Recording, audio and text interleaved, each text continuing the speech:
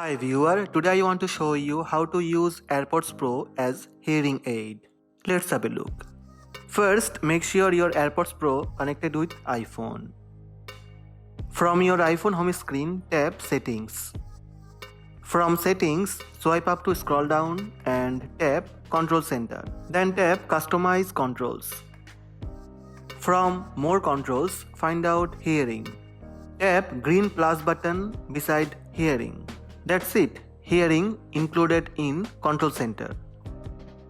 Now start using AirPods and open Control Center. From iPhone home screen, swipe down from top right side.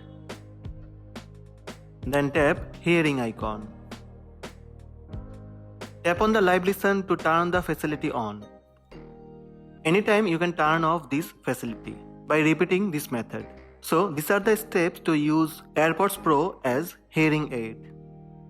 Hope this video helped you. Please subscribe my channel by tap on red subscribe button. Also tap on bell button to receive notifications about all new videos. Thank you. Thank you for watching.